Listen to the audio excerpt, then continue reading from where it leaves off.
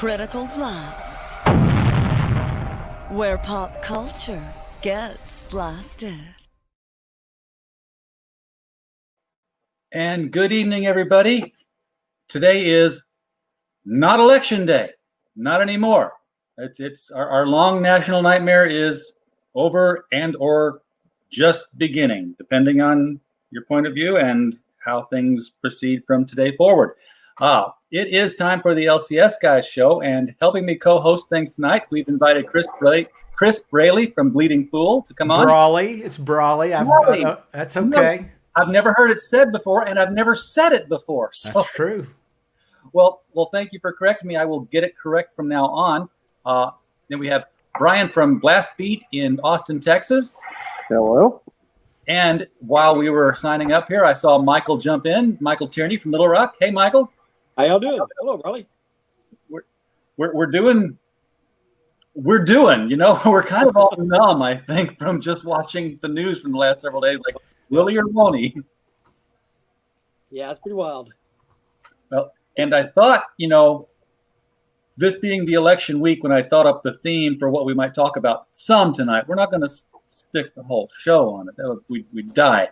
I thought we'd talk about, you know, politics that have been inserted into comics, not in the sense that everyone talks about today, where, you know, oh, comics are too political, but real, actual, visible politics that have been shoved into comics. And we'll, you know, you've seen them. They're the stuff that sells, like when Captain America ran for president, that kind of shoving politics into comics. And then I thought, you know what? The election was over on Tuesday. Who's going to care on a Saturday after? I should have done it before. But fate conspired to help drag election day all the way out to the LCS Guys show. So we may not be over yet. You never know. It may not be over yet. That's right. I was. It could. I don't want to turn it into a political show, even though it's a political show tonight.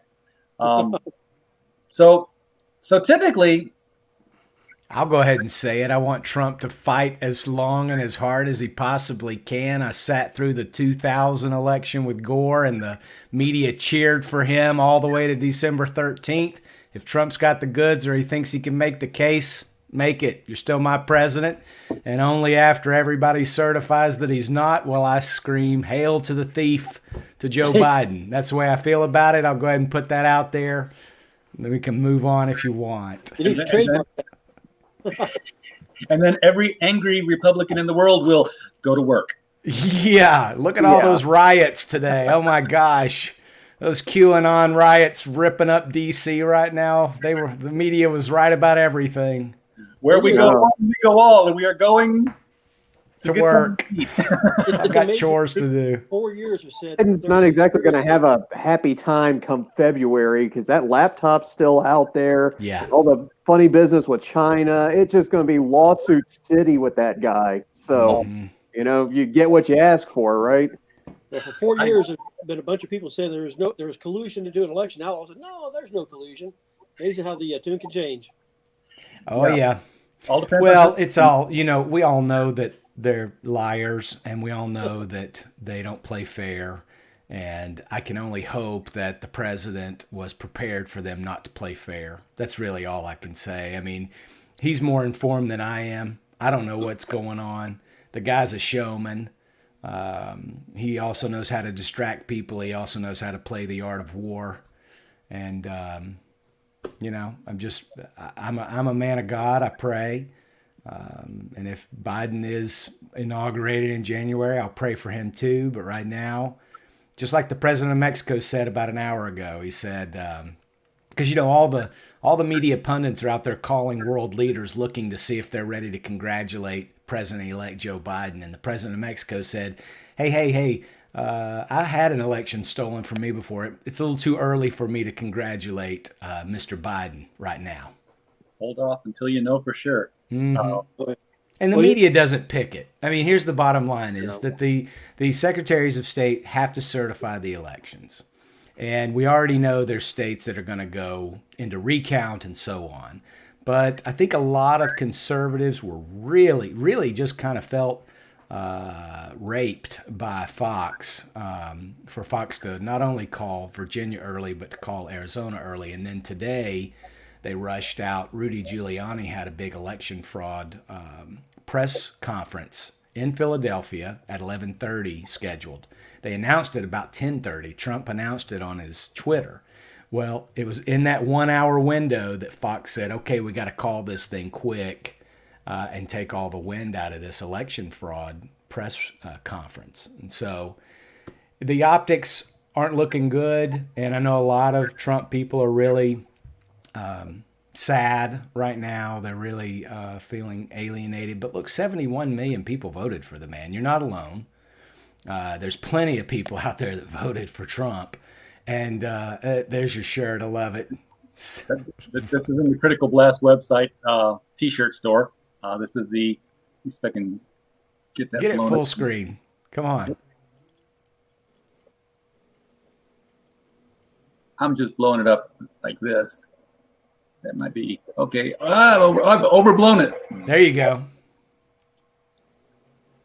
So yeah, of course there's voter fraud. I mean, look, back in 2012, Mitt Romney, who was one of the first GOPers to get out and congratulate President-elect Joe Biden today. You know what happened to him in 2012 in Philly? 59 districts. And you can Google this. 59 districts, Philly, Mitt Romney, 2012. The man got 0 votes. Now, that's statistically impossible, but did he do anything about it? Did the GOP go in there and say, whoa, we got to figure this out. That ain't right. No, because Mitt Romney's not a fighter. And, of course, the Davos people and the New World Order people or whatever, the money people, they're looking for that great big fat reset. And they all know Joe Biden is a compromised Chinese whore, and they can do whatever they want. So they're not going to – listen, man, they got to go all in. They've put it all on the table. They are not going to stop. Trump better have the goods. That's all I can say, and I'm praying for him. I pray for what's done in the darkness to be brought into the light. Right now, this is really our last shot because it's socialism all the way. Once Biden's dead, Harris is going to do whatever they tell her. She's a total puppet, and she just wants to be in power. It's really scary when you think about the ramifications of Trump not losing. But, man, I haven't counted him out yet. He's surprised me right and left with the things that he pulls out of his hat. So he said they caught them all. He has said things like that. He is saying we've got 71 million legal votes. So I'm just going to continue to be confident in him until when he says he's out, then he's out. Till then, I'm going to root for him. Yeah. I know that. You know, what's amazing, too, is that how much the media has been exposed for its fraud on the American public. Oh, it's going to be a blue wave. It's going to be a landslide. They felt that they'd stuffed that ballot box so heavy, they had no idea that it was going to be such a major voter turnout. And, I've seen analysts who were, poll watching who were saying, in every state except for New York and California, Trump won the vote by like 25%. He won in a landslide by people who actually went and voted. Yeah. So I knew this election was in trouble months ago when Hillary was telling Biden, don't concede. Like, sounds like the fix is in place. Then they all stopped counting when the fix takes place. And it's well, what was Biden doing in his basement for 2 weeks? I mean, come on. He knew it was a shoe-in. They've known this. This has been planned. This is John Brennan and all those shady deep staters, man. We all know this. He did have that speech where he said, I don't need you to help me get elected. Yeah. Help me after I get elected. Hey, let me tell you something. What a sham if they expect Americans to believe that some old doddering man who stayed in his basement for 2 weeks outgamed Barack Obama. You're going to tell me you beat Barack Obama's vote? Give me a break. Give me a break, while dodging multiple federal criminal investigations. Yeah, that's the only thing that's going to fix this. Well, and you know what? Somebody told me, there's a lot of hope porn out there if you want to find it, and I'm not interested in it. I just want facts. But the only way to bust all these people for vote fraud is to let them commit vote fraud. So they could have tried to prevent it all and blocked it all and said, no. But if you're going to take them down, you're going to have to catch them doing it. You can have the shoplifter on camera, but you got to let them leave the store before you can charge them with a crime. Exactly. It's just like when the FBI sets up somebody in a sting that's going to bomb someplace. They let them go all the way to the process of even buying fake bomb parts and going to set it off. And then they say, we got you because you just tried to do what you're not supposed to do. They Did don't you see that stop the photo? guy from doing it. They catch the guy in the middle of doing it. So let's hope that's what's happening. Yeah. Did you see that photo of former FBI Director Comey in a Biden T-shirt? Yes. Oh, gross. Yeah. Well, we were going to talk about comic books sometime tonight. Let's do it. I love Captain America. I love the old one, the classic one. This is the one that I came up with because, this is what I was talking about, politics and comics, where the political storyline would enter things. And of course, this was I think they even made this button for people. Didn't Marvel make this button at one point? I believe that was a T-shirt. Maybe that was later on, I but did see the T-shirt too. Yeah. yep. And I think it's a John Byrne Captain America. Mm-hmm. It looks like it. His run was pretty awesome. But of course, Cap was a write-in for some new party, and he ended up turning it down, of course, and giving an American Dream speech. But I guess what I really want to know from the LCS guys is, do political comic books sell? I mean, sell better? Is there an uptick? Is there a special niche market for these things? There's only one example I can think of where a comic sold better because of its political content. It was all parody. Howard the Duck #8, when he was running against Jimmy Carter for the presidency, and of course Carter called foul, FOWL. But there was the one that was it Lex Luthor ran for mayor. They did a prestige format of that, the mayor or governor or something. But I remember that one commanded a premium at one point. Yeah, there we go. He ran for president and he won. For 4 years, President Luthor was president of the United States in the DC universe. And that one commanded a premium, on the secondary market. But there is a semi-recent, if I can get the box without dropping it over, semi-recent Daredevil story, number 600 in the legacy numbering, volume whatever they're on now. But this storyline here is Wilson Fisk, the Kingpin, becomes the mayor of New York. And they play it as like, what if Tony Soprano got elected? They have him go into the different crime lords in the Marvel universe. And it's like, you give me 10%, you stay in this neighborhood, and I'm going to leave you alone. And they treat it, what would really happen if this guy got elected? And I think due to modern conditions with Marvel and Diamond and the secondary market, this kind of got buried in the wave. So maybe people will go back and revisit it. But as of now, it doesn't command a premium, but I just think it's a clever story. Did the recent Savage Dragon Joe Biden cover do much? No. Eric Larson is to put it politely, an irritant. The quality of his art has declined, especially in the last 5 years or so. And he's doing more of this push the button stuff beyond just politics. And it's pornography. It's like a Tijuana Bible sometimes, it looks like. It truly is. And with the children involved in it, it's really, I'd be surprised if Eric Larson wasn't on a list of some kind. Yeah. Oh, yeah. I haven't sold a Savage Dragon or Eric Larson comic in 5 years. Wow. There's been no demand for it. His demand has gone away. Michael, you couldn't carry them in your store right now. Really? Okay. Seriously, I mean, it's flat out porn and fluids and kids. Wow. It's disgusting. It's disgusting. Mm-hmm. Cherry Pop Tart was tame compared to what Savage Dragon is getting away with. Of course, y'all remember DC Universe Decisions, right? Where they tried to actually nail down who would vote how. No, I don't remember these. Oh, this was what was this? About 2000? No, this was not 2000. It's more like 2010. Maybe even 2020. Yeah. Well, they've obviously been doing a lot of forgettable stuff for a while. A lot of forgettable stuff. This was Judd Winick and Bill Willingham who did this. So Willingham, who recently said on Twitter, if he'd had the chance to do it again, what he would do was not write it. But they had they obviously pegged Green Arrow as a liberal. Big surprise there, and Guy Gardner conservative. Mm-hmm. And Superman was the only one who wouldn't take a stand on things.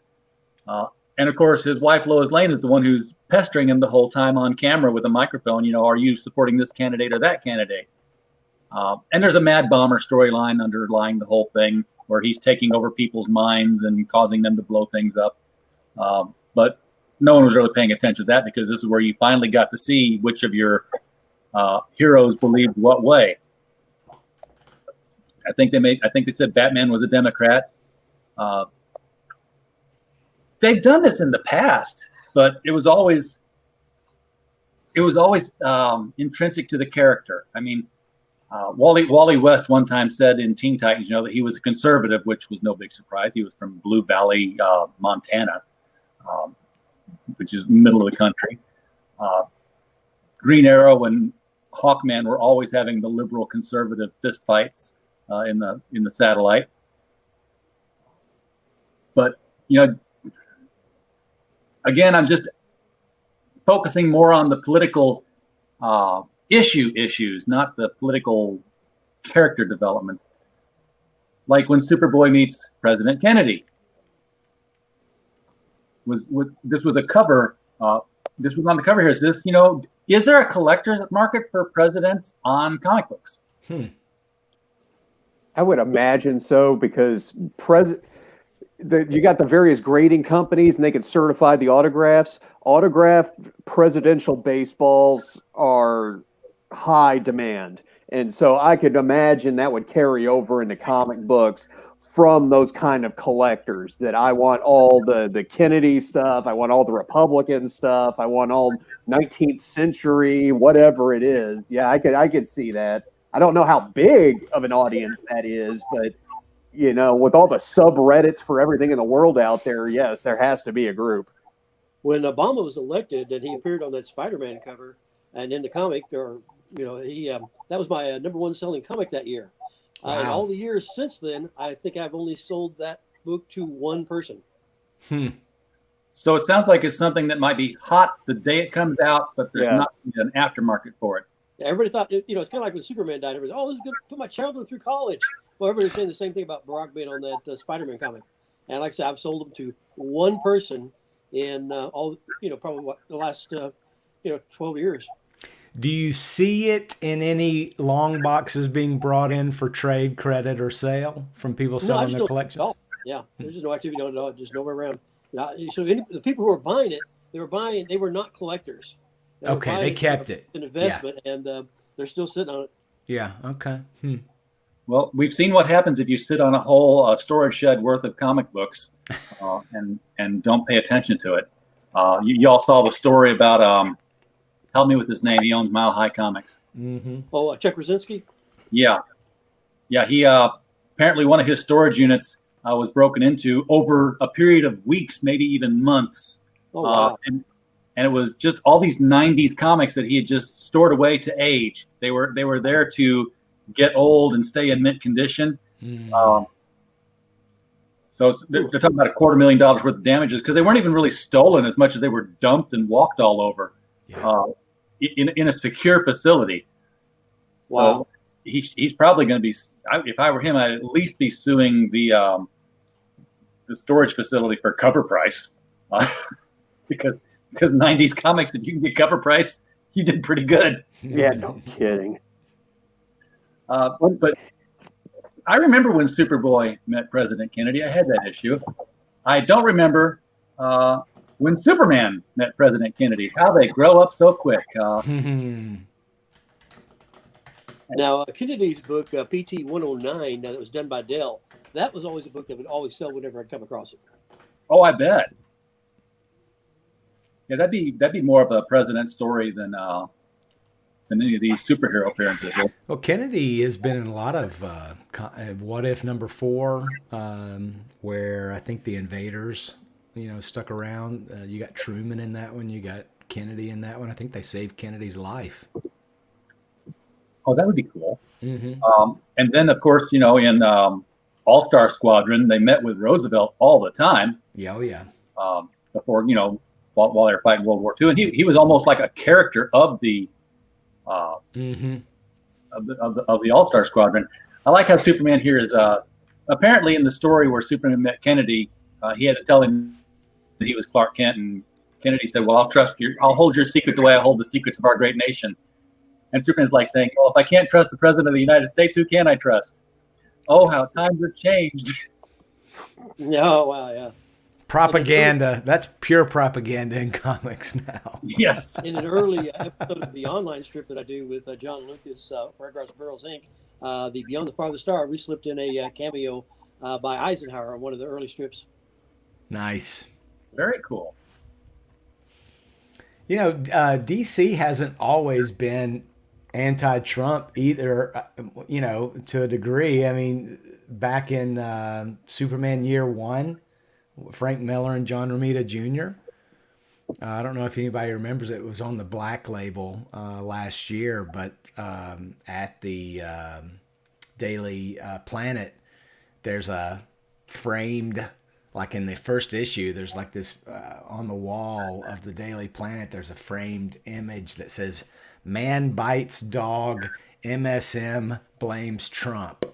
And so, I mean, I'm not saying that's pro-Trump, but it's certainly not anti-Trump. And I don't know where Frank Miller really lands these days. I proudly own a hardcover of his Holy Terror.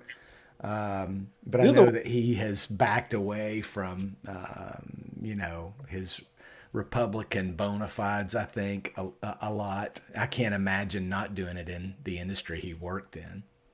Well, no matter which side people are on, I at least can respect somebody who's thoughtful and, can express why they believe in their values, as opposed to someone who's just reading the talking points and has like script memorized. It's just the same thing over and over. It's like they want to be one of the cool kids. I think there's a lot of that going around. They don't really care about the issues. They just want to be on the winning team, An opinion based on the issues is acceptable. Hate, I don't care if it's pro or con, hate is not acceptable. I've seen people who were hating on Trump before the election. Now that they won, or may have won, they're hating on him still. It's like, at what point do you let the hate go? I mean, you have an opinion. Don't get mad at the guy because he's not a smooth liar.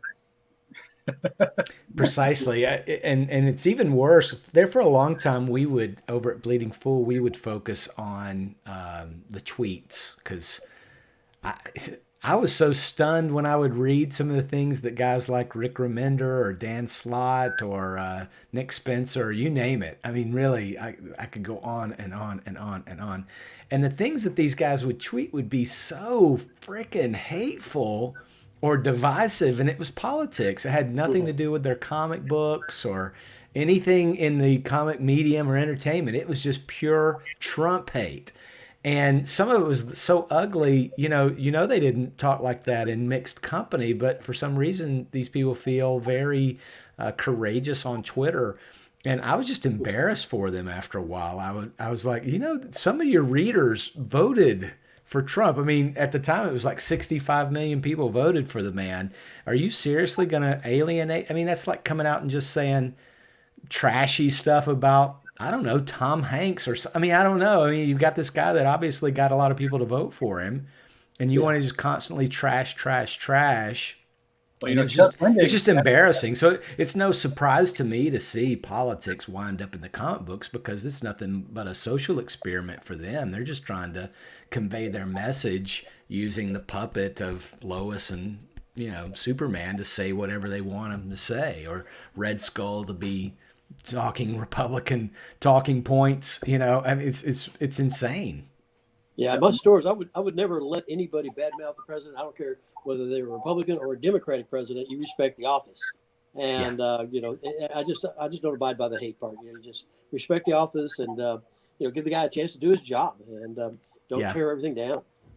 Well, it's just it saddens me because there's some of these people that I really enjoy their writing. Rick Remender, for a long time, I liked him, and then I would see the things he would say, and then it was almost like I could no longer separate it. You know what I mean? It's kind of like I can't even go see a James Gunn movie now without thinking about him talking about pedophilia. I mean, it's like Look up some of the crazy.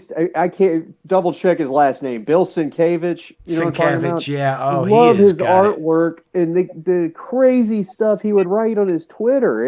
I had the same reaction of like, I can't be a part of this anymore. Mm-hmm. You Well, know? look what happened to some local artists down here in Little Rock, Arkansas, when one of them made a post of congratulations, Mr. Trump.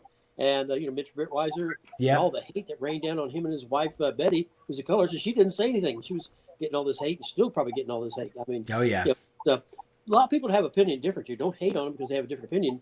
Everybody needs to respect everybody else has their own opinion, and don't get mad at them because it's not yours. I mean, who wants to live in a world where everything's just a Xerox of everything else?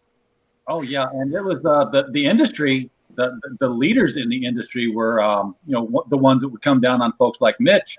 It was Alana Smith at Marvel who said, if you voted for Trump, we will remember. Oh yeah. So that implied threat that you're not going to be working with us. Oh no, that's crazy. Now, surprisingly, Marvel actually had to fire Chuck Wendig for going too far on Twitter because he really went into a profanity-laced tirade against a Trump and the people who voted for him. And they pulled him right off that Star Wars book and had to have somebody else come in and replace him. Chuck was sick. I mean, it was saying some of the sickest, most vile, ghoulish things. I guess at a certain point, they'll take so much of it, but once you go just over the top, they just got to go, Chuck, you're out of here. But CB Cebulski, he's not running Marvel. I mean, it's Sana Amanat. We should know that by now. Ron Perlman's supposed to be doing it, but he's just come on. Isn't he selling everything he owns right now? But I hadn't read any Chuck Wendig before, and then after they fired him, I got to read a couple of pages of some Star Wars novels he did, and I'm like, seriously, are you paying them to publish these for you? Because they were not even syntactically good. It was horribly written stuff. Just the words he used, wobbly, wibbly, wobbly, TIE fighter flight. It's just ridiculous. It's almost like that nobody that's any good at writing is getting hired over there. I mean, anybody that's any good probably costs too much. The margins must be so thin right now for comic publishers that they're not hiring too many good people. Who really, in you guys' minds, I mean, I would love to know who is a standout right now, writer or artist? Wow, that's a good question. Talent-wise, yeah. And the guy lives here in Austin, but Donny Cates has out-of-this-world talent, but is like lifeguard of the cancel culture swimming pool. I know, it's such a shame. I love what he writes, but boy, he is hard in the paint on cancel culture.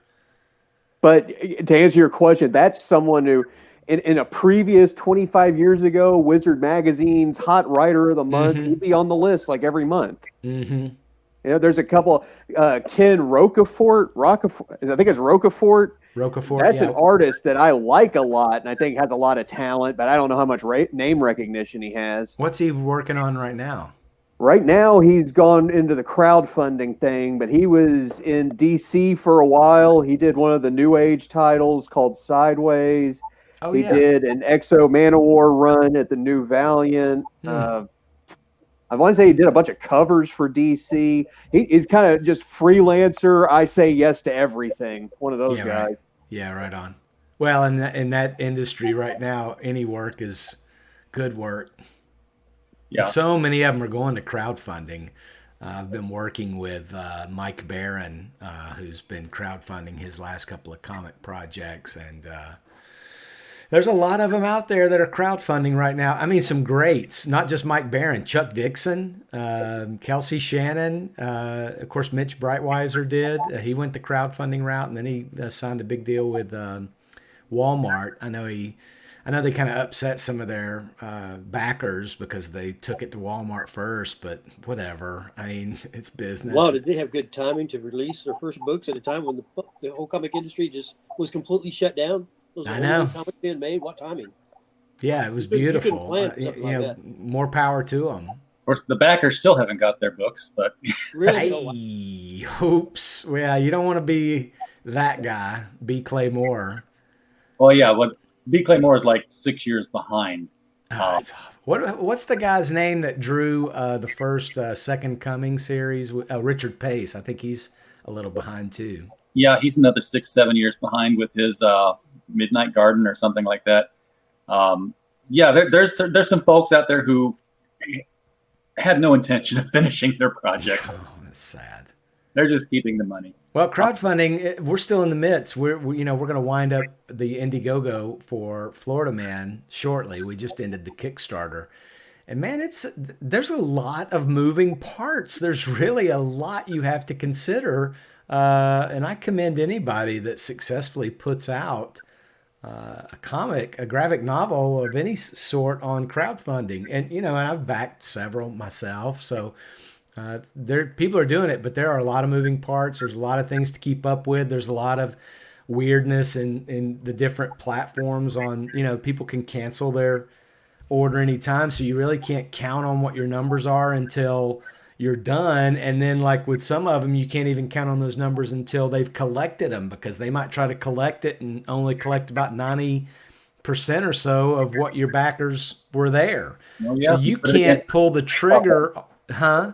They put it against a PayPal card that has no funding in it at the time they pull. Yeah, potentially. So you can't really pull the trigger on the swag and the books until, no less than 15 days after the campaign, unless you're doing we're buying more books than we're ordered, because the guys ought to have books to take to shows, and we want to be able to make some offers to some Florida comic shops and things like that, just because we want it to be in the shops. We don't want to just do backing. So we actually had a comic shop tier where people could order, or comic shops only could order like 6 books for 50% off or something like that. So, but it's I think a lot of people were smart to go to crowdfunding. Even guys like Sean Gordon Murphy, who I like. I think Sean's got talent. And he's got it both in the writing and the art, and he just crowdfunded successfully a book. And speaking of Donny Cates, Brian, I like Donny's work. When he hit the scene for me, the first I ever heard of him was God Country over at Image, and man, I just loved that story. It was a great story. And then he came and he did for Marvel. He did the Thanos story, which I think That's Tom when I first Brevoort. noticed him. Yep, and I think that book's still hot. The one that had the Cosmic Ghost Rider. Ghost Rider. Yep. But I think that Jim Starlin had a similar story, because Starlin had been doing these hardcover editions, these OGNs, like every quarter, and he had a story about a future Thanos, younger Thanos meets future Thanos type thing that Tom Brevoort just squashed so Donny Cates could do his book, and that's what caused Starlin, I think, to say he was never going to work for Marvel again. Yeah, I don't know. I think they patched things up, but Donny is the wonderkind over at Marvel. They're gonna squeeze him for everything, just like DC's squeezing Tom King. They're gonna put Donny on everything. I don't know how well that Silver Surfer Black book did. I don't think it did that great, and I don't think that his Guardians of the Galaxy did that great either. But his Thor seems to be doing good.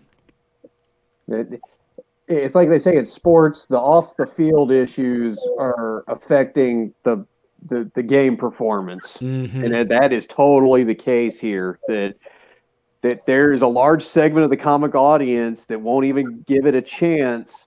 One, they're just not crazy about Marvel to begin with, and then you add the social justice crap on top of it. It's a double no thank you. And and maybe hopefully in a quarter bin in the future, someone fishes it out and recognizes it for its artistic merit. But I don't see a lot of those getting slabbed and being the behind the counter books in the store. I don't see it. There's not any demand for the new stuff anyway. But then you add that stink of that on top of it, and it's like, pick your most hated form of music: hair metal, New Jack Swing, Boys to Men stuff, Shania Twain, whatever you cannot stand. it reminds you of those years. We got that going on now. This is going to remind everyone of this era. It's timely instead of timeless. It's a shame, and Marvel is not doing themselves any favor. It's like, on the one hand, you would think they would try to rein in this social media cancer that a lot of their creators are doing, but then they'll come out and proudly announce new characters, Safe Space and Snowflake, or Doc Justice and the J-Team, or whatever, and you're like, man, you guys have totally sold out to social justice. It's ridiculous. Come on. Did any of those ever actually come out, though? I thought they were like pulled back on those. Yeah, they pulled back because Marvel readers were like, hell no, we don't want this.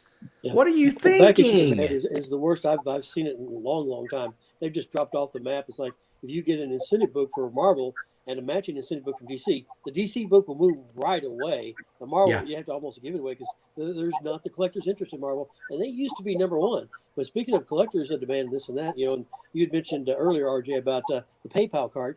What do y'all think about eBay pulling away from PayPal? Ooh, I hadn't heard that. I hadn't heard that either, Michael. Yeah. I've got an eBay store, and I had to switch over to what they call Marketplace.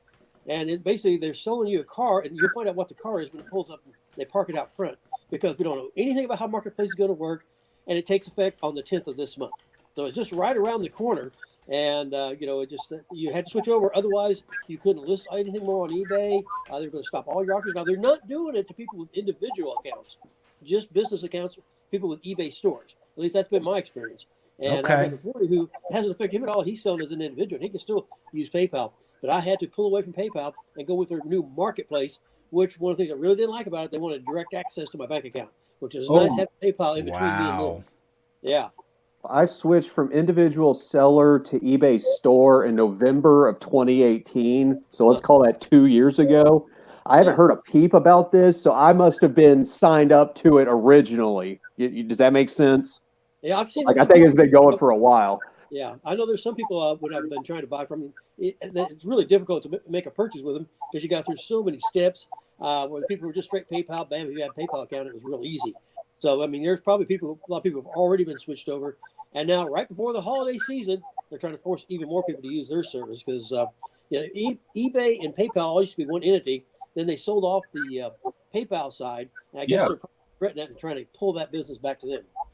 Well, they did that back in 2015, and then they had a 5-year agreement. So they've seen this coming. This has been coming for 5 years. You know what this also may have to do with is mobile phones, the .ai as opposed to, HTML, that it could be a coding thing so people can buy on their phone. 'Cause I know there's a ton of people that use Google Wallet and Apple Pay and that.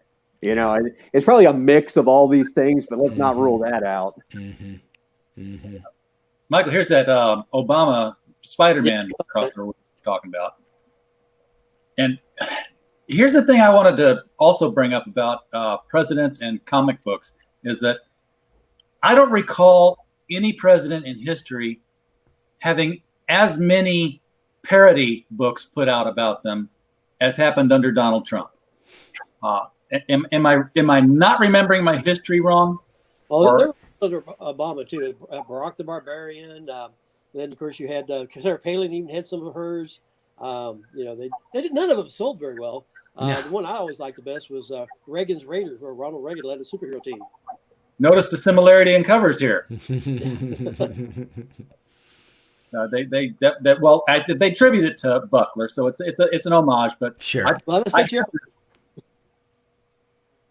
I wonder which one sold better. Oh, well, that's a good question. I don't think the Spolston publication book sold all that well, but I have it. It's in my collection. I think Timothy Lim does pretty good with his Trump parodies. He does very well. If you can get it from there's so many of them now. I mean, I know that there's always been, this or that parody book out about, or even the bio books that were coming out, like the Sarah Palin biography book. But lately, it's just like every other month there's a Trump parody book. It's not up here. I take this as a sign of he really got under their skin. Yeah. They, the man, because I was in the Army when George W. Bush was president, and a lot of awful things happened during that presidency, and no one remembers any of it. But you see this crap all the time. He really got under their skin. Mm-hmm. Well, I had this arrive yesterday. This is Mike S. Miller's Magnificent Seven. And I had to get it twice because the first one I got in was a different cover, and we opened it, and my wife said, "Mine," and I never saw it again. So I said, well, if I'm going to read it and review it, I've got to buy another book. And she tried to take this one too, and I'm like, no. Yeah, Mike's had a lot of success with crowdfunding. I'm proud of Mike. He's unabashed in his support for Trump. And we all, I really think that may be part of the problem. You've got all these ghouls who have hated Trump and just do it openly. And I feel like that has caused a lot of Trump supporters just to kind of be quiet about it. You don't really want to stir anything up. You don't want, who does? It's like I've got a MAGA hat right over there in the closet. Why isn't it on my head every day? Because I don't want to upset people. Yeah, but you put that on right before this, RJ. I did. Don't cheat. Come on now. Well, no, but I do have. Uh-oh.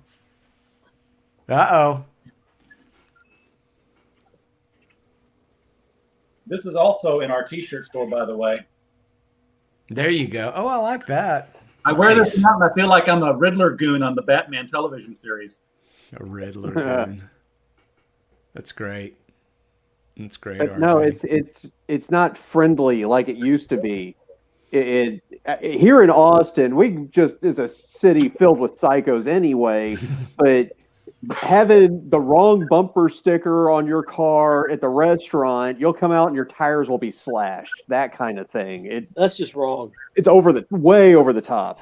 And how do you combat that? Do you just pretend that you live in a world of George A. Romero, that there's all these blood-sucking zombies around that you have to avoid? Or does it have to be like a 1978's Invasion of the Body Snatchers and you just have to pretend that you're one of them and not say anything or show any emotion? I can't live like that. You got to keep yourself from committing thought crime. Here we are. Oh my gosh. So remember how the media told us that Texas was going to go blue? Oh yeah.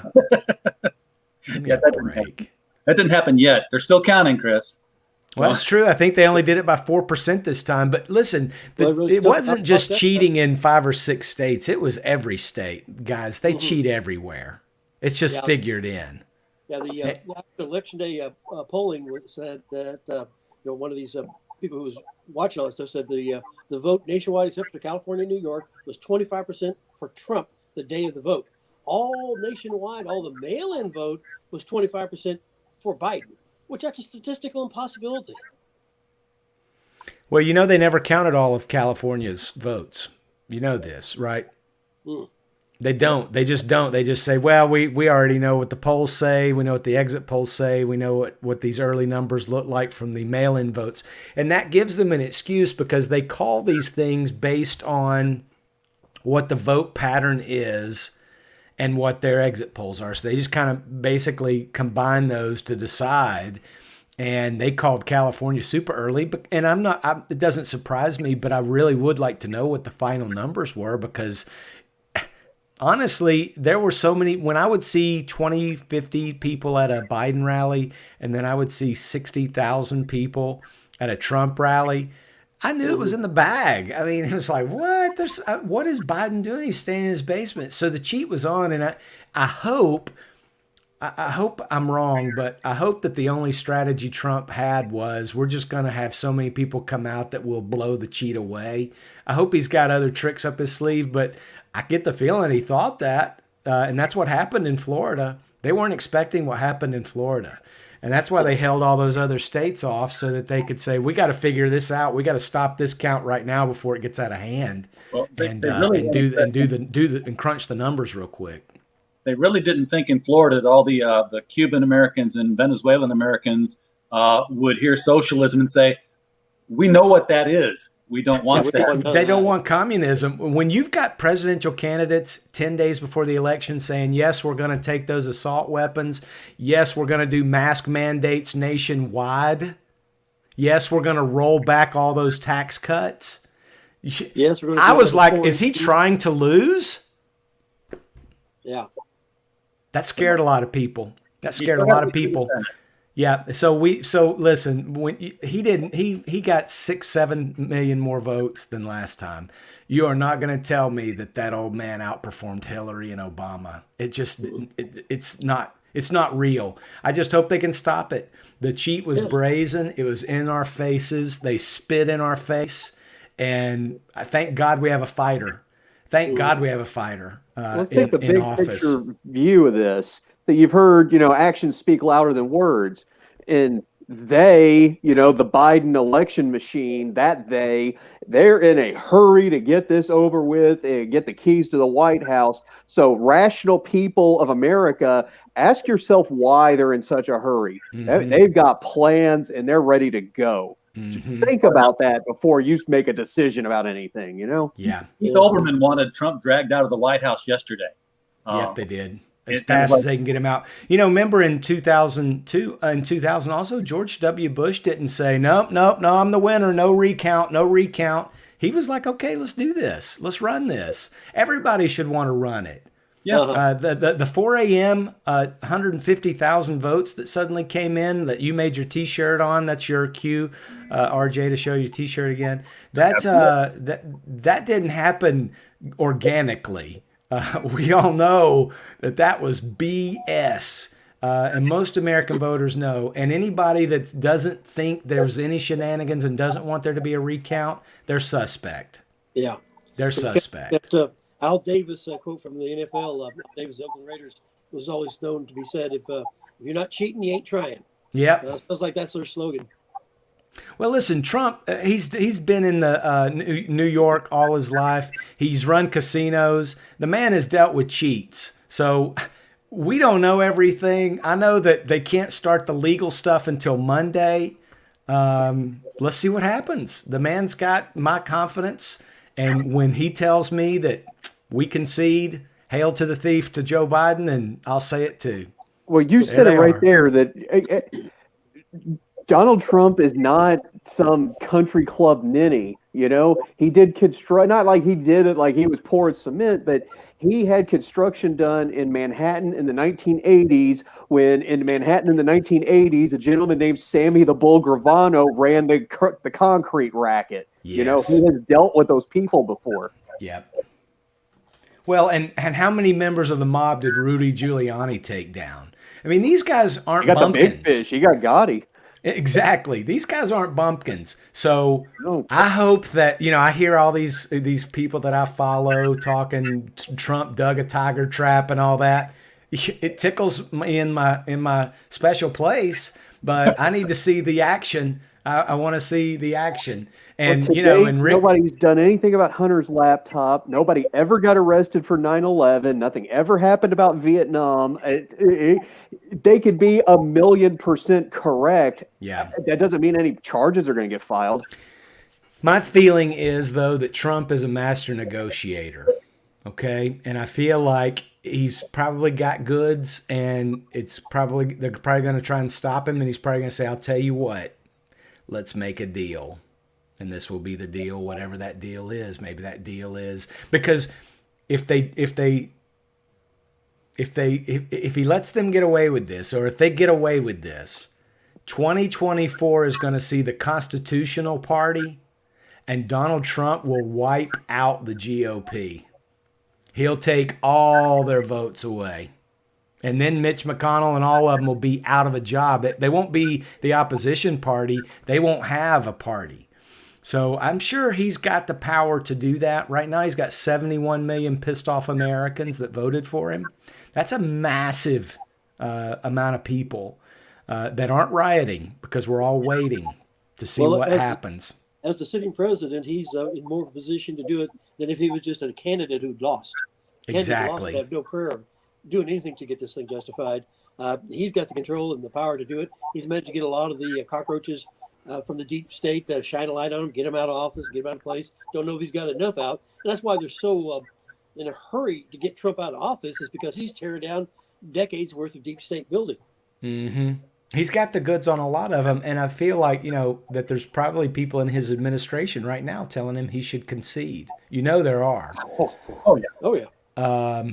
But I think that Trump's one of these kinds of people that runs what's called a Judas goat strategy. I don't know if you've heard of a Judas goat, but shepherds, sheep herders use Judas goats. They get the goat hooked on like tobacco or whatever, so the goat can be easily trained.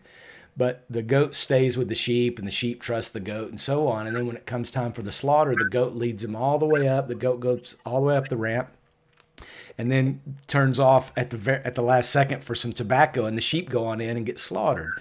But it was because the sheep trusted the goat, and the goat was leading them around and to do all these things. Well, my suspicion is that Trump has a few Judas goats planted in the right places on the Democrat side that have been telling him to do this stupid, brazen stuff, knowing that there's been traps set. Now, have traps been set? I don't know. I don't know what's going on. That laptop came out of left field, and it's got everything on it that they promised was on it. Everything's on there, except Joe Biden saying, I am owned by the Chinese, right? But, I guess the 10% for the big guy goes for the vote count, too. I mean, maybe that's how this works. It's just modern politics today. They haven't lost the laptop yet, have they? The Delaware State Police have it, I believe. That's the last thing I heard. So it hasn't gone to like warehouse. They copied all the information off of it, sent it to an affiliate, and it disappeared in transit. Yeah, well, first of all, who doesn't make like 5 copies of that before? They did. Exactly. And secondly, why do you mail hard copies anyway instead of just faxing it or emailing it? But I figure that laptop's probably going to end up in Warehouse 13 somewhere next to Anthony Weiner's laptop. Somebody should do a comic book about that. Speaking of politics and comics, after all this shakes out, however it shakes out, there's gonna be a moratorium on all the information behind the scenes. Because frankly, I don't really want to know how the sausage gets made. I just want to taste the tasty goodness when it's all done, right? I want to be happy about that. And somebody ought to do some sort of conspiratorial, the Trump coup or whatever comic book. I'll bet it would sell like hotcakes. And they sit and try and explain all this. All we need is, like somebody who's a published author and somebody who has experience publishing comics in crowdfunding. Just need an artist. Find that combination, Chris, we'll be okay. I'll give it some thought. I'll be giving it a lot of thought. I mean, Well, I think right now a lot of people would want that. I'd hate to see. I think it would sell obviously better if on January 20th he gets his second term. But I'm not going to be some Pollyanna that thinks that that's how it's going to go. I don't know. I do know that America has suffered through a bad president before, and we can get through another one. This is the. I don't want this to be the Dewey defeats Truman comic book. Yeah, which book is? Oh yeah, that's MAGA 7, right? MAGA 7, and he's got him being sworn in here on 2021. I was like, It's a beautiful thing. I'd rather be prophetic than a joke, but. Okay, so speaking of some comics, it's been 2 weeks since we met. We always have the what's sold out and what's sitting on the shelf wishing you hadn't ordered it. We're in kind of a different situation. I didn't mention early on the show, Dave couldn't be with us tonight. His brother passed away today, so thoughts and prayers. Sorry to hear that. I'll be talking with him later, find out how he's doing. But Mike, now that your mail order, and Brian, your eBay store, kind of hard to gauge, I guess, what in the last 2 weeks was the thing to order heavy and what was the thing to, gosh, I wish this was returnable. Yeah, I don't, see, the stuff on the shelf anymore, but of course, the way Diamond does their business, I'm still getting things that I ordered. Some things for all the way back in 2019 are showing up, never been resolicited. I don't need that anymore. Well, it's still showing up. Or things are showing up, orders that I placed back in February or January. Some of them Marvel. I mean, it's just like, why don't you guys resolicit this stuff? And, I just don't need it anymore. The thing that's getting the anticipation right now is the new Batman Black and White. I guess there's a rumor that it's going to introduce a new Robin. Yeah. She's cute. That? Sorry? Oh, it's going to be another female Robin? That's what I'm hearing. If it's the picture I'm thinking of, yes, and it looks like a Mardi Gras costume. I'm not sure what the motive behind that is. Who thought that was a good idea? Talk about not a good idea. How about the Future State? I'm getting almost no interest in that. I've got a few people who signed up for a few titles, but it's just going to be a wasteland of sales for me in January and February for DC. The thing that it reminds me the most of is Contagion. Now, back then I was a retailer, and I had to stock the shelves, and I ordered what I thought was super light, and I got burned big time. Nobody bought that thing hardly at all, and I called it the summer of filler because everybody knew, Dad, just give it the summer, and by the time fall gets here, they'll be back to the characters we want to read. Yeah. And so far, this dark or the Future State is shaping up to be the same thing again. Well, everybody knows it's an aborted project. RJ, I put something in the private chat with that new Robin. That's the image.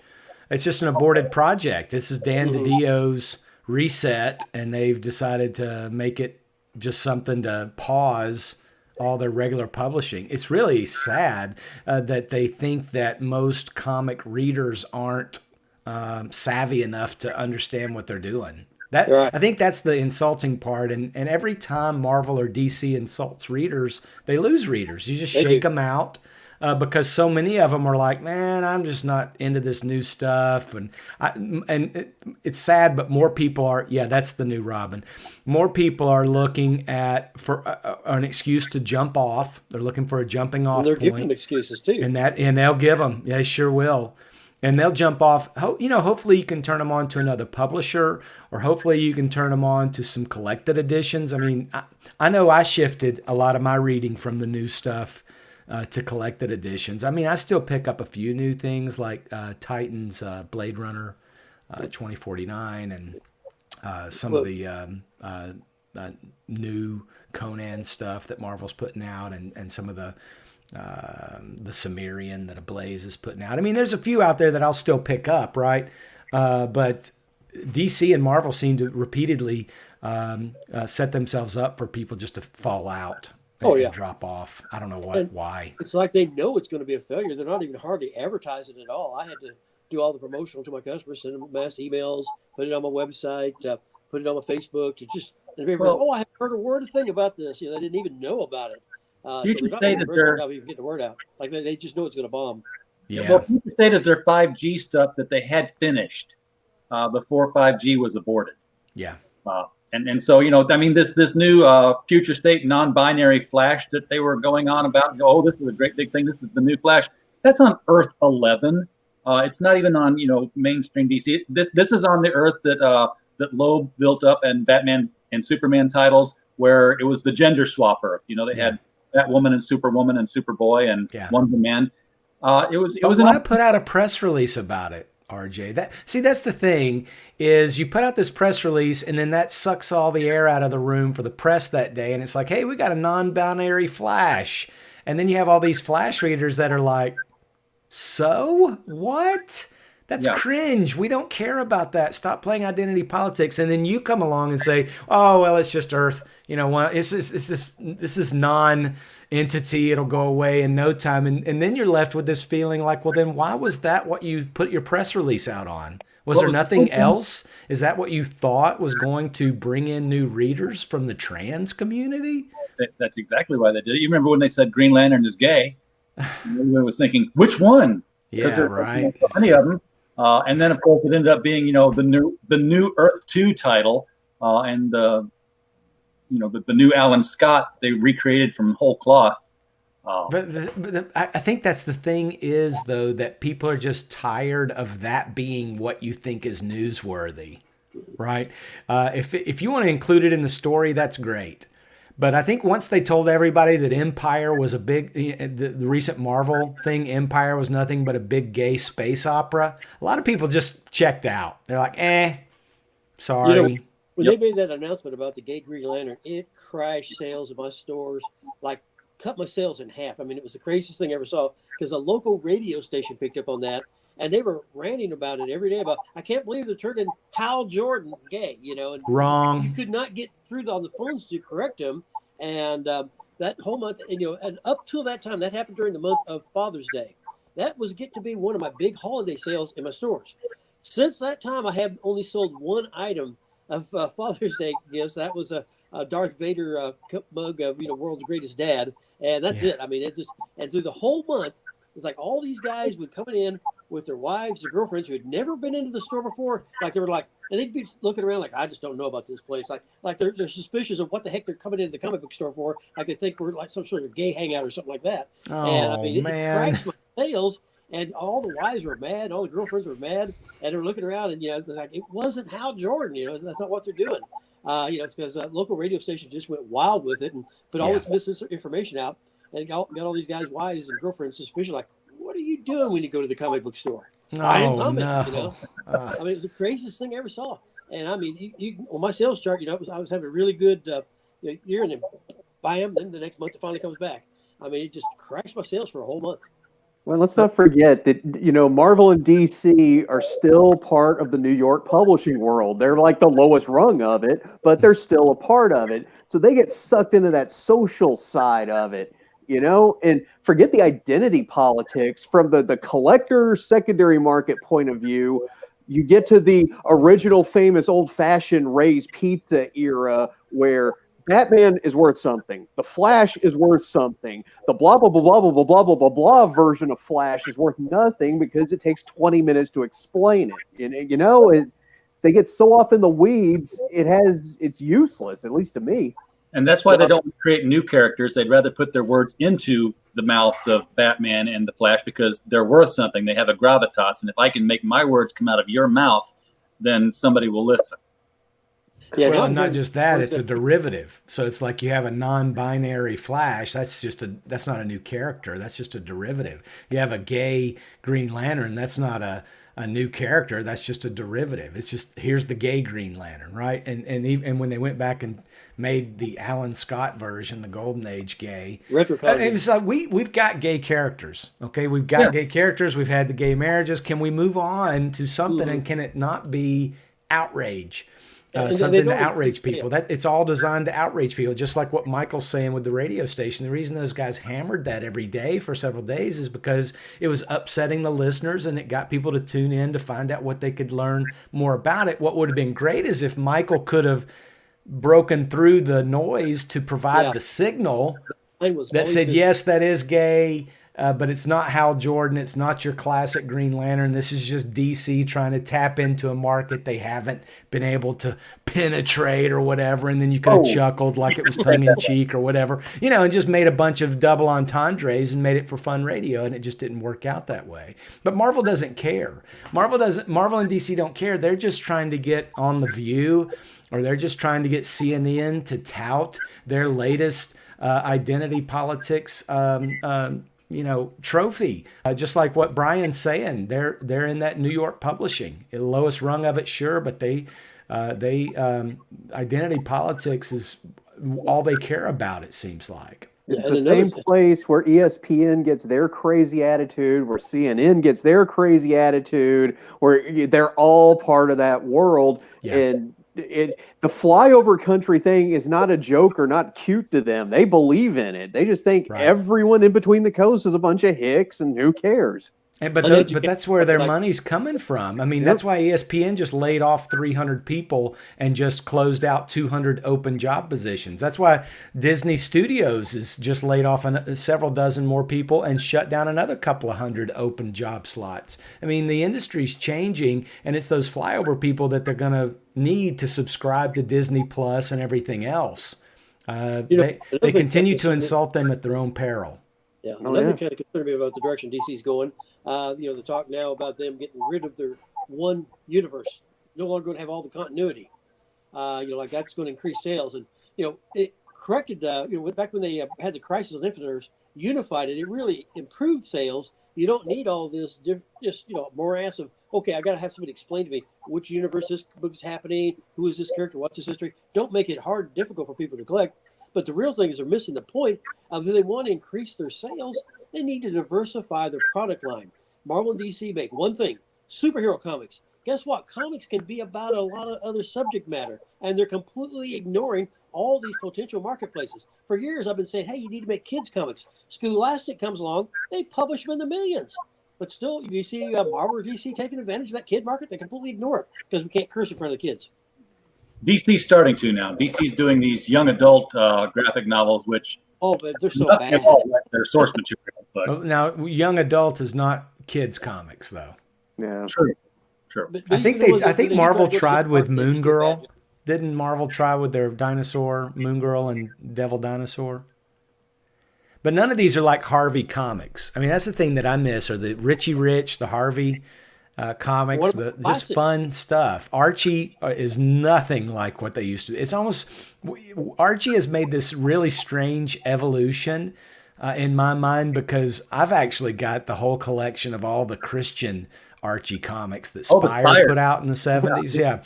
So it's such a contrast to see, and I know Archie wasn't all Christian comics, obviously. It was just, kids in high school, and I used to read Little Archie and all that kind of stuff, so I had fun with it.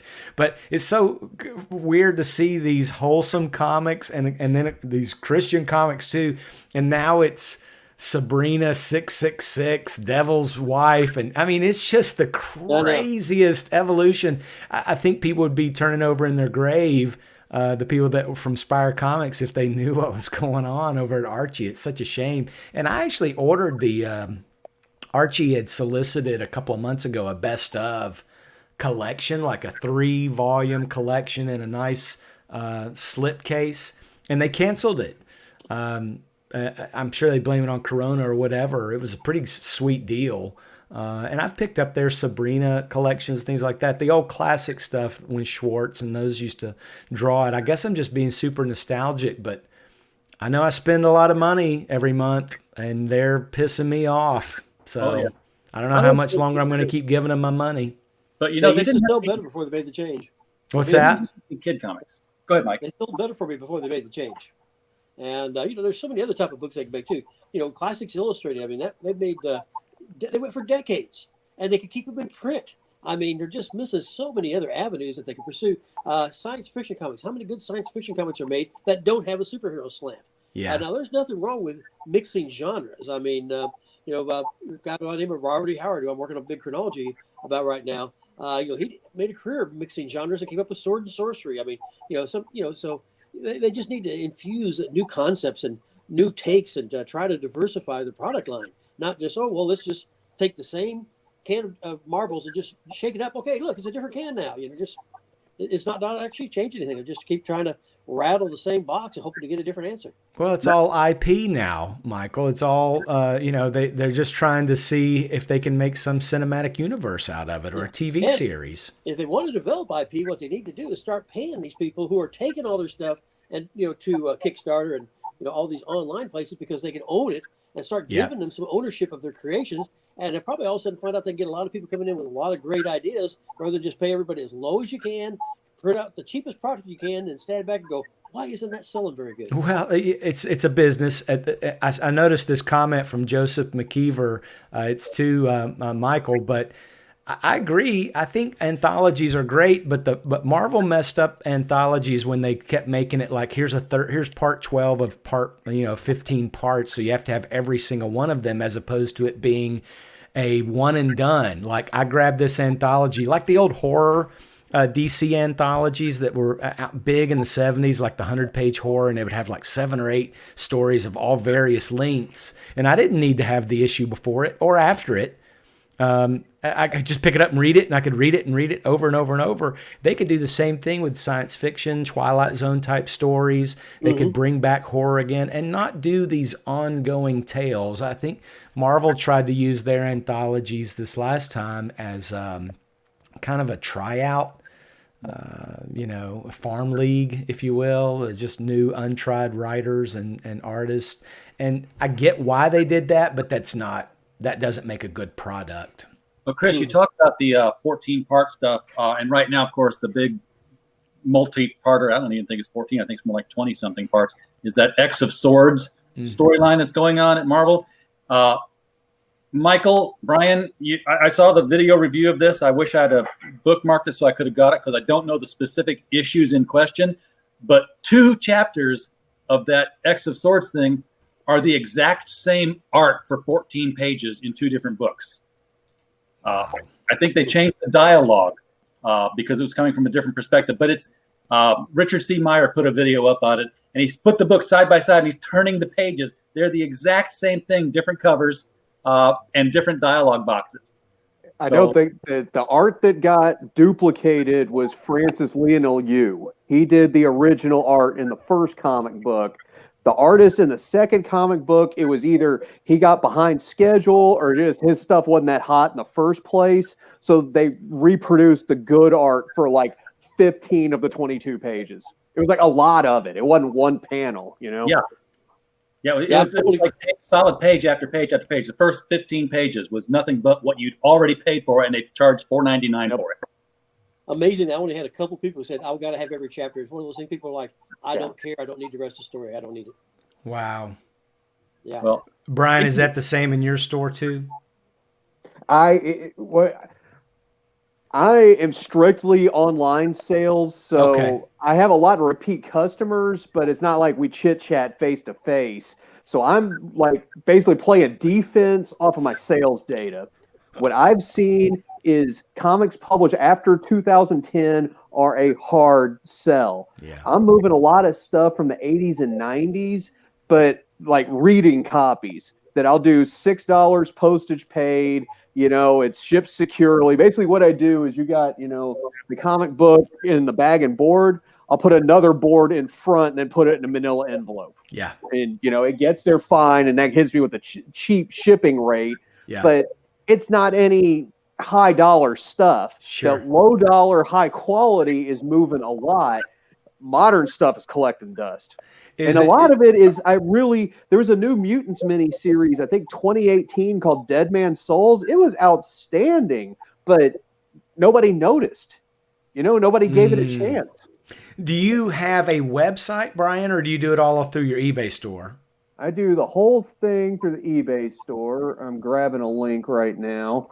And I am active on Twitter and Instagram. Those are the 2. Twitter is more, let's have a conversation. Yeah. Instagram is like basically pictures of my neighborhood here in Austin, pictures of stuff I have for sale, the record I'm listening to right now at any given moment, and like graffiti I see around town. Yeah. You know, The reason I ask is go to Twitter. The reason I ask is, have you shared that 2018 series and said, hey, here's an overlooked gem that we've got available? You know, if you ever do that, I'm one of those easy impulse buyers. Okay, I got to tell you, I'll be listening to a podcast or watching a video, and somebody will say, "Oh man, did you ever read that Daredevil What If issue that blah blah blah?" And I'll be like, "Huh?" And I'll get on eBay and I'll go see how much I can get it for, just because I want to read it, right? Because I've suddenly been made curious about it. I didn't know if that was part of your strategy too. If not, maybe you should try it. RJ, I bet we could probably do something, and in these shows, do a segment of like the collectible of the week or something. Yeah, because it's one thing to have or the gem of the week, or the full run of the week, or something. You know, where you've just got this set.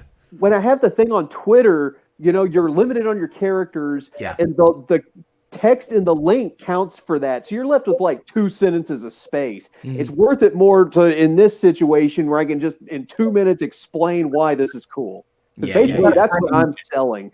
I'm selling, you know, that hole in your collection, that knickknack for your desk, that thing you heard about on the internet. You know, I sell cool stuff as opposed to, oh, I've got the one-of-one Zion autograph, this or that. You know, that's no. Yeah, you're not looking at speculators and collectors.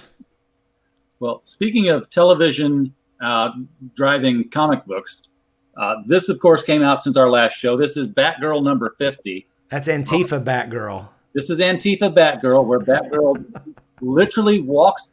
Okay, so first of all, her brother's just been killed again. Gosh, poor Barbara. Killed apparently by Batgirl, or so it appeared. So Commissioner Gordon really, really doesn't like Batgirl and doesn't know that it's his daughter. They literally leave the funeral. Barbara has shoveled a shovelful of dirt on her brother's coffin, and then they go to a diner because she thought it would be a nice memory for her and her dad. During which time she slams her milkshake down. Yes, they gave her milkshake. She had a milkshake. She slams it down because her dad was going on about, riots in the streets. It's after the Joker War. These people, are defunding the police. They're this and that. And she's behind them. She tells her dad, shut up. And she storms out on Commissioner Gordon. She walks down the street. She lectures the reader. She joins hands with, quote, quote, new heroes in Gotham. While in the background, they're pulling a rope tied to a statue, bringing it down. These are the new heroes in Gotham. And of course, this is also where we meet her homeless friend, who will be the new Batwoman on the CW series. So this is, the first comic book appearance of the person who will be the new Batwoman. We see her for a couple of panels. We just get there. She's given a name. She's living in a van. And then, of course, she gets called to the Bat family, the Bat Cave, for no reason other than for Batman to tell them all, says, okay, I used to be a billionaire, but Joker got all my money. So now I'm just a millionaire. And Robin's like, wait, so our allowances are cut? And he's like, you guys get an allowance? And then she goes off on Batman saying, you had all this money and you could have given it to this. You could have done this. You could have done this. And she's like, what charities do you support? And he just starts listing them off one after the other. She ends up like, oh, well, yeah, of course you give to those charities. But you didn't give to this homeless shelter over here where people can get trained for a job and actually have a place to live in a decent working way. And Batman clicks the button and says, okay, done. And she still doesn't shut up. Sounds like this is a joke. I'm not serious, but the writer could be a genius, and this is post-modern, because he's actually like describing an actual Antifa rioter, relative of a billionaire, father works for the government, spoiled brat, never faced adversity. It's like, yeah, it fits the profile. Well, if we were still in the New 52, she could have joined the movement. Remember Gail Simone's failed comic? Yes. About the 99% or whatever it was called. Wasn't she crossover to that at some point? Because Gail Simone was writing Batgirl at the same time. I thought the movement actually came out of Batgirl, actually. Could have. That was the same time that Batgirl was having, might have been milkshakes again, with her friends. And one of her friends was like, they talk about how bad their lives were. And her life was bad that day because my doctor totally misgendered me. Misgendered, yeah. That's the quickest way to get me to tap out of a comic book, is just to introduce any of those elements. So somebody should do something where they look at old back issues and look for the first, where's the zero patient when this started happening? I used to think it was Gabby Rivera and her America comic, but no, it was much, much earlier than that. I'm thinking like Oni Press, 2000, 2001. They were kind of the prototypes for the woke movement. And they're still I'm not saying they were first, but they were early. That's definitely okay. Yeah, I'd like to know what the zero patient is. I'd like to know which one it is. Just to have it, just to show it off. Hey, here's where the cancer started, everybody. Sick. This was Fonzie jumping the tank of sharks here. Yeah, it's where it all jumped the shark. Back to the politics and comics. I don't mind politics and comics. I really don't. I really don't mind if they argue the politics a little bit. Like if you had a Green Lantern and a Green Arrow arguing capitalism and socialism, I'm okay with that because I'm okay with debating anybody's ideas. And it was a character development thing. What's that? You don't want to be preached to. Yeah, I don't want to be preached. I don't like having my voice silenced. When you're getting preached to, your voice doesn't matter. Well, when you go to church, you don't speak up. Anybody at your church ever shout back at the preacher and say, "Hey, that's heresy. Here's what it says here." So no, you don't. You're just getting preached to, and that's what's happening. And the only time I get to see a Republican or a conservative or a constitutionalist or an American patriot voice or anything like that, it's coming out of the mouth of Red Skull. And I'm like, that's so insulting. That's Right. so insulting to see Captain America coming down on the Tea Party or something. I'm like, are you kidding me? So I've been doing this 38 years, and early on, I mean, I used to have so many police officers and military men. I used to mail comics all around the world to my mail order customers. I have no military guys that I mail to around the world anymore. I haven't, shipped anything overseas in a decade or more now. And all my police officers, they left a long time ago. There used to be big Spider-Man fans. With great power comes great responsibility. Well, then Spider-Man became basically a slacker, a dysfunctional slacker. A soy boy. Yeah, and they just nobody wanted to read him anymore. And then the whole Mary Jane thing of like, oh hey, okay, so I'm either keep my beautiful supermodel wife, or keep my aunt who's been on her deathbed for the last 40 years around just a little bit longer. In real life, everybody be like, hey Aunt May, we love you, gonna miss you, but okay, say goodbye to my beautiful supermodel wife. Yeah, I just nobody can relate to it. Everything like these stories don't make any sense. Well, okay, let me throw some years at you, because when I was in the Army from 97 to 2005, and I was an active collector during those times, and that was a popular thing. I was at Fort Hood, which is Killeen, which is about 100,000 people. Like, it's not a small place. So there was a big comic scene, and we go to like conventions in Dallas and Austin, and that decline happened after 2005, because even Friday Night Magic was still big. It was sometime between then and now. So you got 15 years there to try to narrow it down further. But yeah, I was one of those people once upon a time that there's a training area in California, NTC, and we'd be out there for 2 months. Your pull box would be like this when you came back. Yeah. Oh yeah. Yeah. And I shipped over to Iraq. I had two customers who went to Iraq who did not come back. I mean, that just I used to know police officers in every municipality, just about through half the state. I mean, I knew everybody everywhere, and all that business went away because they just couldn't read the comics anymore. They didn't relate to the comics anymore. And I had the thought earlier that what Chris said, DC lets these guys mouth off online, and it pisses off the customers. So you got the pie of customers, the pie graph, and here's 100% of the comics customers. 99 of that 100% have a Netflix account. If they're given the choice between that, they're going with Netflix. They got to put their personal feelings aside. Remember, they're in a business. Yeah, it's a fun business, but it's still a business. Well, then you have Tom King, who has a Rorschach book come out, and I don't know how that sold for you guys, but he literally told the public, don't buy half my product, because it had an alternate cover by Jay Lee, and he didn't like that Jay Lee had done a cover for Ethan Van Sciver a year ago, contracted a year ago. And he's like, well, as far as I'm concerned, this is the other cover was this is the real cover for Rorschach, which is in effect saying, this is not the cover to Rorschach. Don't buy this cover. Tom King is a douchebag. I don't like Tom King anymore. He's overrated. I'm tired. That's a real fundamentalist attitude too. Yeah. That's the old thing of like the people. If you remember way back in the 80s with Run DMC and Aerosmith doing Walk This Way together, whatever side of the fence you are, I'm never listening to Aerosmith ever again because they did that. That's the same attitude. Yeah, that's ridiculous. Yeah, I'll fight as hard to protect an opinion of somebody who disagrees with me as I will be able to state my own. Everybody's opinion counts. But when you start telling people they can't express that opinion anymore, that's where I got a problem. Yeah, agreed. I like Joseph's comment there. He was precise on that.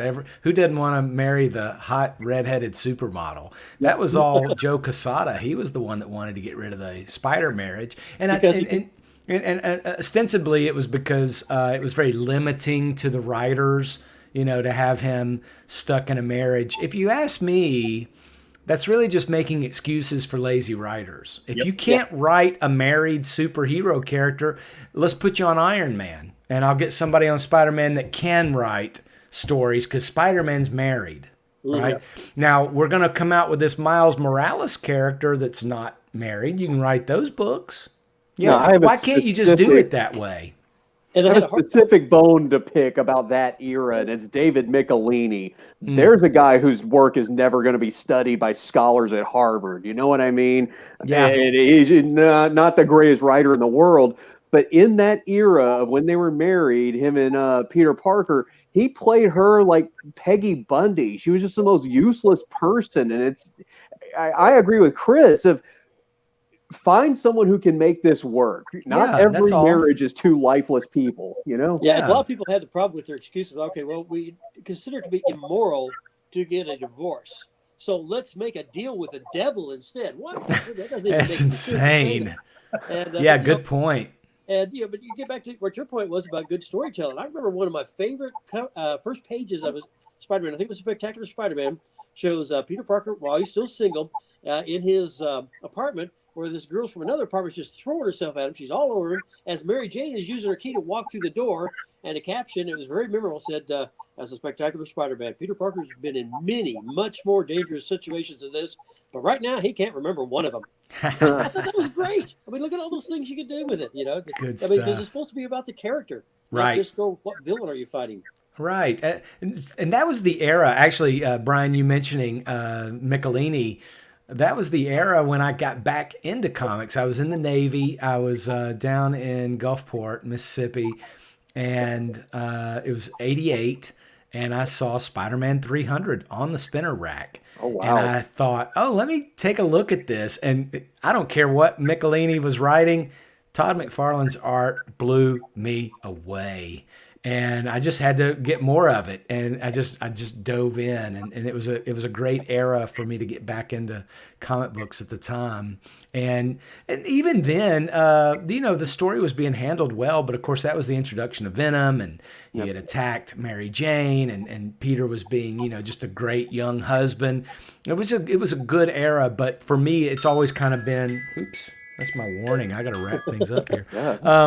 I've always been more of an art guy. So really the story can kind of suffer a little bit for me as long as the art is appealing to me. No, I'm the same way. If you remember Ghost Rider with Mark Teixeira or Texiera. Yeah. Yeah. That Howard Mackey's another one. That's the guy he's subpar at best. Yeah, but it doesn't matter because I'm here for the artwork. No, I feel your pain on that. Yeah. A good artist can sell a bad writer, but a good writer cannot sell a bad art. That's true. And but you talk about that Spider-Man 300. The last few months of my stores before I closed them and went online, I got in a copy of Amazing Spider-Man 300. And this is one of the most beat up, ragged out comics. It's like somebody took the cover and just crickled it all up and then tried to smooth it back out. Well, how much you want for it? By guide, I would have had to sell it for $5 in the store. I thought, we just put it on eBay, auction it, and see what happens. I got $128 for that book. If I'd sold it for 10, I would have felt like I was ripping somebody off. But that's awesome. There was a battle for it online. It ended up going for like $128. For 300, I got to check my long boxes. That's actually one of my saved eBay searches. I'm looking for any that sort of hit that 7, 6.5, 7 range. Well, the worst copy you saw in the last year, that was mine. Okay. Well, the thing is I've got that book collected in I don't know how many collected editions, trade, hardcover. I mean, I've got it. I don't even know why I want it. Well, I do know why I want it. Though, I want it because I got it at the PX at the Navy base. No, okay, you just reminded me of something there. And the Navy base at the PX is about to come up. That comic in particular, the Spider-Man 300, anything on that PSA 1 to 10 scale, like all the 8s and better are going to the grader. The high-end ones are starting to disappear. Mm-hmm. But even in that group, remember the barcodes down at the bottom corner? The newsstand versus direct. The newsstand commands a premium, especially between like 90 and 94. There's probably a 9-to-1 ratio of direct versus newsstand. So that barcode box, the actual barcode is worth more. And that's the one I had. But I mean, the thing is I read that thing over and over and over, had it folded in half. I know I threw it in my suitcase when I left the base. I didn't care. I wasn't trying to stick it in Mylar. But now I've got tons of books in the plastic. Only thing they've made to Spider-Man that I'm kind of okay with is making Aunt May not quite so old, because I'm thinking, if she's his aunt, she's roughly his mother's age, and what was his mother doing having Peter at 50?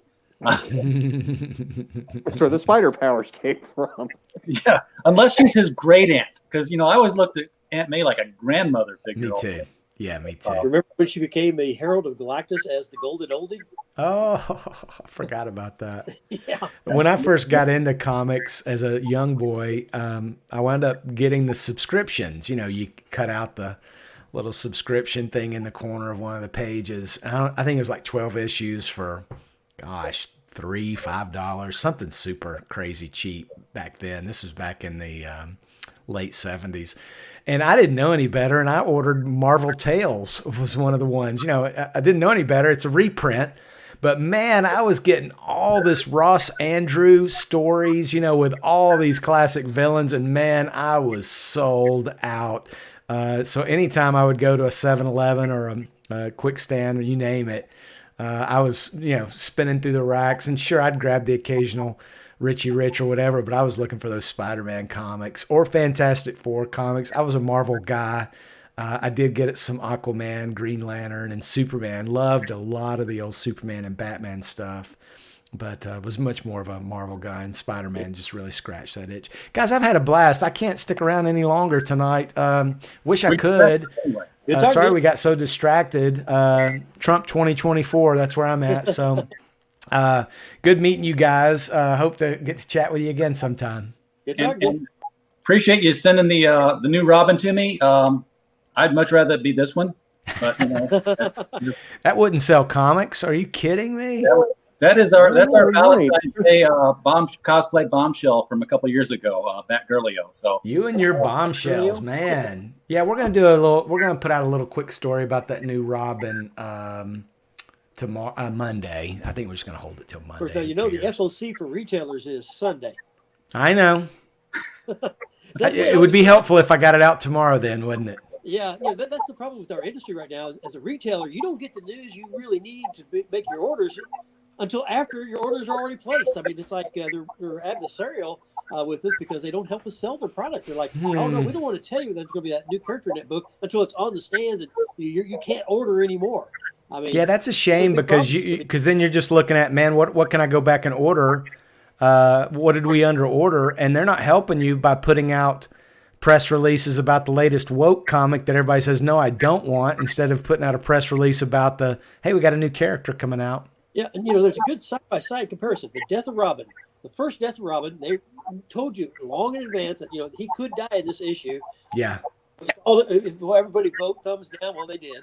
And I sold a ton of that issue. It still sells today. It's a $40 book. Well, the death of the family. Hey, Robin might die in this one too. You go through the whole story. He doesn't die. Then another little spin-off series, Batman Inc., the last issue of the series. Oh, he died in this one. Everybody came in wanting the day release. You didn't have any. And I guess they thought everybody would go buy it digital. No one did. That book is still worthless today because there was no satisfaction to the customer. You got to satisfy the customer. That means putting the books into their hands when the hot book is out, and they're not helping us do that. They're shooting themselves in the foot, and they're shooting us in the foot, too, at the same time. And, I thought the whole point of the industry was to sell comics and satisfy the customer. Because you like that Amazing Spider-Man 300. Satisfy. You bought it in multiple formats. Always kept it. A satisfied customer buys a whole lot more. Let's face it. DC really hasn't done awesome marketing of an upcoming event since Superman's death. I mean, they sold a ton then. Oh, they marketed Batman's wedding. You hit me right in the feels. This is the time period where I knew not to believe a word they said. I ordered it like a normal issue. I didn't get hurt. I was like, no. Yeah, that's smart. It's not going to happen. And it never does. If they tell you something, like they must have said like a dozen times, this might be the issue where Wolverine gets his adamantium back. Never did. When he finally gets it back, they didn't give us a clue. No hint at all. And so, you just, like, if they tell you something big, they're lying. So there's going to be something big they will not tell us. And so there's an adversarial relationship between retailers and the publishers because they are not helping us sell their books. Yeah, that's a shame. All right, guys, I appreciate it. Good talking to you. Good talking to you guys. Brian, glad to see you. Everyone in the chat, glad you made it. And we will be back in 2 more weeks. If you guys come up with a topic that you want to throw out there for next time. With the comment, the same thing happened to me, but it was a Morbid Angel CD instead of a Beast comic book. I feel your pain. Yeah. If somebody tears up my comic book, we're going to throw down. I don't care what book it is. Yeah. All right. So